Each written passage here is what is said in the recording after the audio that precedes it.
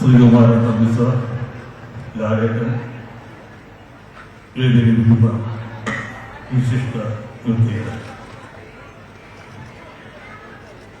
എങ്ങനെ പറഞ്ഞറിയിക്കണം എന്നെനിക്കറിയില്ല. ഒരു പൊളിറ്റിക്കൽ സിനിമയുടെ ത്രില്ലർ സിനിമയുടെ ദൃശ്യം ത്രീപോലുള്ള സിനിമയുടെ ക്ലൈമാക്സ് പോലെ ഏകദേശം 10 ദിവസത്തോളം നമ്മളെ മുൾമുനയിൽ നിർത്തിയിട്ടാണ് ആ സന്തോഷിപ്പിക്കുന്ന വിവരം നമ്മളുടെ ചെവികളിലെത്തിയത്. ഏതായാലും നമ്മൾ വളർത്താർക്ക് അഭിമാനത്തോടുകൂടി പറയാം, ഒരു പുഞ്ചിരിക്കുന്ന മുഖമുള്ള ഒരു മുഖ്യമന്ത്രിയെ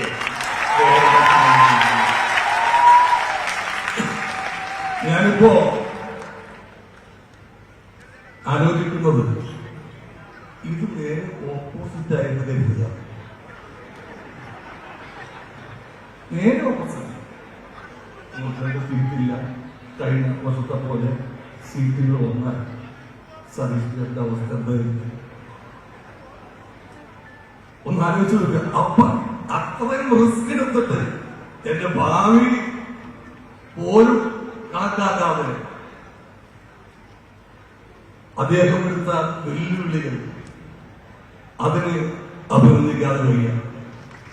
ഞാൻ ഒരുപാട് സ്ഥലത്ത് ഞാനും പുറപ്പെട്ടത് 100 സീറ്റുകളൊന്നും എല്ലാ സ്ഥലങ്ങളിലും പറഞ്ഞിട്ടുണ്ട്. പക്ഷെ അതെല്ലാം വി.ഡി. സതീശൻ എന്ന നേതാവിന്റെ ഒരു ചങ്കുത്തുണ്ടായിരുന്നു. മനോരമയിൽ പത്രത്തിൽ തന്നെ വിളിച്ചിട്ട് പറഞ്ഞു, ഇങ്ങനെ വി.ഡി. സതീശനാണ് മുഖ്യമന്ത്രി സ്ഥാനത്തേക്ക് വരുന്നതെന്ന് കേൾക്കുന്നുണ്ട്. അപ്പൊ ഒരു നിങ്ങൾ പരിചയമുള്ളതിന്റെ പേരിൽ ഒരു ഓർമ്മ നേടണമെന്ന് പറഞ്ഞു. അപ്പൊ മറ്റന്നാളാണ് വന്നത്, ഇന്നാണ് അവർ വിളിക്കുന്നത്. അപ്പൊ ഞാൻ പറഞ്ഞു ഹോസ്പിറ്റലിൽ ചെക്കപ്പിന് പോകണം, ഞാൻ ഇന്ന് തന്നെ എഴുതി തരാമെന്ന് പറഞ്ഞു. അന്ന് പ്രഖ്യാപിച്ചിട്ടില്ല. അപ്പൊ ഇന്ന് വേണ്ട നാളെ, ഞാൻ പറഞ്ഞു നാളെ പറ്റില്ല, ഞാൻ ഹോസ്പിറ്റലിൽ പോകണമെങ്കിൽ.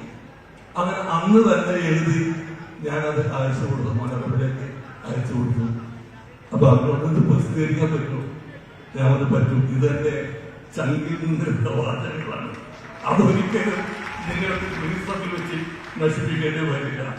2 ദിവസം കഴിഞ്ഞപ്പോൾ അവർ വന്ന് എന്തായാലും വന്നാലും വന്നില്ലെങ്കിലും ആ ക്യാപ്ഷൻ നന്നായിരുന്നു, വനവാസക്കാരന്റെ പട്ടാഭിഷേകം. സത്യത്തിൽ അതാണ് നടന്നത്. വനവാസത്തിന് പോവാൻ നിന്നവരെ നിർബന്ധിച്ച് പട്ടാഭിഷേകം നടത്തിയ ഒരു പറ്റം ജനതയുടെ സാന്നിധ്യത്തിന്റെ കഥയാണ് ഇപ്പോൾ ഇന്ന് നമ്മൾ കാണുന്ന ശ്രീ വി.ഡി. സതീശൻ.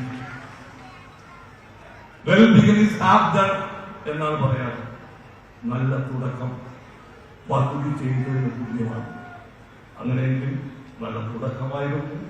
അതിമനോഹരമായിട്ട് ഇനിയുള്ള വർഷങ്ങൾ പോകട്ടെ എന്ന് ആശംസിച്ചുകൊണ്ട് ഈ പുഞ്ചിരി, അദ്ദേഹത്തിന്റെ മുഖത്തുള്ള ഈ പുഞ്ചിരി, പാൽപുഞ്ചിരി എന്ന് പറയാം, അത് മായാതെ തുടർച്ചയായി സൂക്ഷിച്ച് മുന്നോട്ട് പോകാൻ എല്ലാവിധ ആശംസകളും നേർന്നുകൊണ്ട് വാക്കുകൾ ഉപസ്ഥാപിക്കുന്നു.